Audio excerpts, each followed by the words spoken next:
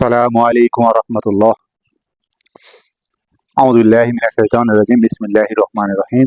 ما كان محمد أبا أحد من رجالكم ولكن رسول الله وخاتم النبيين. রব্বুল আলামিন ওনার পবিত্র কুরআন ও কারিমের মধ্যে বলেন, আপনি হচ্ছেন শেষ নবী। সম্মানিত উপস্থিতি, আজকে আমরা যে বিষয়ে আলোচনা করব, আল্লাহ পাক রব্বুল আলামিন তিনি পবিত্র কালামুল্লাহ শরীফের মধ্যে বলছেন, আমার হাবিব সাল্লাল্লাহু আলাইহি ওয়াসাল্লাম তিনি হচ্ছেন শেষ নবী, তারপরে আর কোনো নবী আসবেন না। অন্য রেওয়াতে হাদিস শরীফের মধ্যে এসেছে যে আমার পরে কোনো নবী নাই, যদি নবী হতেন তো ওমর ইবনুল খাত্তাব আলাইহিস সালাম তিনি হতেন। হ্যাঁ, তো তিনি যেহেতু খলিফাতুল মুসলিমিন আমিরুল মুমিনিন ছিলেন, তিনি নবী ছিলেন না, যার কারণে পৃথিবী কিয়ামতের আগ পর্যন্ত কোনো নবী রাসূল আলাইহিস সালাম আসবেন না।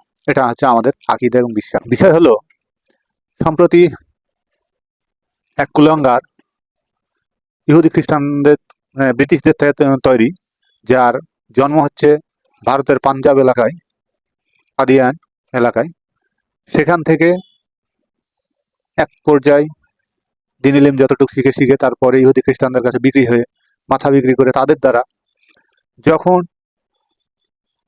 ইংরেজরা ইন্ডিয়া অর্থাৎ ভারত শাসন করতেছিল প্রায় 190 বছর, 80 বছর বা 90 বছর, এই সময় ভারতের যারা তৎকালীন মুসলমান সমাজ ছিল তারা ইংরেজদেরকে কখনো সহায় করেনি। তাদের বিরুদ্ধে যখন তখন তারা যুদ্ধ করত, জিহাদ করত, এবং যে জিহাদটাকে প্রসিদ্ধ জিহাদ সেটা হলো আজাদি আন্দোলন।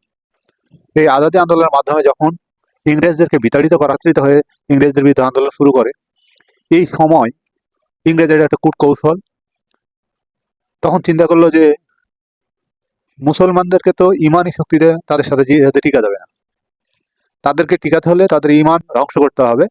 এই মর্মে এই গোলাম আহমদ কাদিয়ানিকে সৃষ্টি করে। এই গোলাম আহমদ কাদিয়ানি সে নিজে বিভ্রান্ত, সাথে সাথে ইংরেজদের টাকা পয়সা পেয়ে তার কিছু অনুসারী ছিল, তাদের মধ্যে এক পর্যায়ে আস্তে আস্তে আমাদের এখন বাংলাদেশেও তারা উপস্থিত হয়েছে। বিষয় হলো যে কাদিয়ানিরা কি মুসলমান? না, আহলে সুন্নাত ওয়াল জামাতের আকীদা ভিত্তিক হলো এরা হলো কাফের। এদেরকে রাষ্ট্রীয়ভাবে বঞ্চিত করা দরকার। শুধু রাষ্ট্রীয়ভাবে না, তারা সারা বাংলাদেশে না সারা পৃথিবীতে বিভিন্ন দেশে তাদেরকে আইন করে রাষ্ট্রীয়ভাবে কাফের ঘোষণা করেছে। অতএব আমরা আমাদের দেশের সরকারের উপর কাছে উদাত্ত আহ্বান জানাবো, আমাদের নেতৃত্ব স্থানে যারা আলেম আলেমা রয়েছে, বড় বড় আলেম আলেমা রয়েছে, তারাও এই বাংলাদেশ স্বাধীনের লগ্ন থেকে এই পর্যন্ত কাদিয়ানীদেরকে কাফের ঘোষণার দাবিতে বিভিন্ন সময় বিভিন্ন কর্মসূচি তারা করতেছে। হ্যাঁ, এখনো আমরা জোরালো দাবি জানাই যে এই কাফের গোষ্ঠীকে রাষ্ট্রীয়ভাবে তাদেরকে কাফের ঘোষণা করা হোক। হ্যাঁ, তারা বাংলাদেশে থাকবে। এই আমাদের বাংলাদেশে যেমন অন্যান্য সম্প্রদায় রয়েছে, ইহুদি খ্রিস্টান ও হিন্দু বৌদ্ধ যারা রয়েছে, তারা যে সুযোগ সুবিধা রাষ্ট্রের কাছে পেয়ে থাকে, আমরা ঠিক তাদেরকে সেটাই দিব।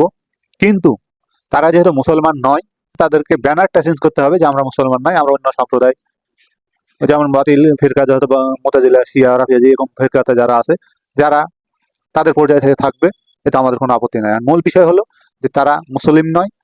হ্যাঁ, সারা পৃথিবীর মুসলিম উম্মাহ একমত, কাদিয়ানীদেরকে কাফের ঘোষণা করছে।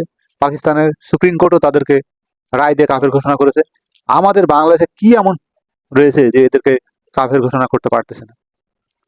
মূল বিষয় হলো আমাদের দেশের সরকারগুলো নিজের ক্ষমতায় চলে না, এদের আবার মামা ঠাকুর রয়েছে, তাদের বুদ্ধি পরামর্শ ছাড়া তারা চলতে পারে না। অতএব মুসলমান, এই বাংলাদেশের 98% মুসলমানের দায়িত্ব, কর্তব্য হচ্ছে যাতে করে এই কাফের গোষ্ঠীকে রাষ্ট্রীয়ভাবে কাফের ঘোষণা করা যায়। আসুন আমরা সবাই একসাথে, এখানে দল মত কে কোন দলের এটা দেখার বিষয় না, একটাই বিষয় হলো ধ্বংস করার পিছনে লেগেছে। অতএব এদেরকে সরকারিভাবে রাষ্ট্রীয়ভাবে যেভাবে প্রয়োজন তাদেরকে কাফের ঘোষণা করতেই হবে। মুরব্বী আলেম যারা রয়েছে তাদেরও প্রাণের দাবি ছিল, অতীতে যারা চলে গেছে তাদেরও প্রাণের দাবি ছিল, এখনো আছে, তাদেরকে রাষ্ট্রীয়ভাবে কাফের ঘোষণা করার। অতএব আমরা সবাই দল মত নির্বিশেষে এক প্ল্যাটফর্মে আসি এবং এক প্ল্যাটফর্মে এসে একভাবে এদেরকে কাফের ঘোষণা করি। আল্লাহ পাক রব্বুল আলামিন যেন আমাদেরকে সেই তৌফিক দান করেন। আমিন আমিন। আখিরু দাওয়ানা আনিল হামদুলিল্লাহি রাব্বিল আলামিন। আসসালামু আলাইকুম ওয়া রাহমাতুল্লাহ।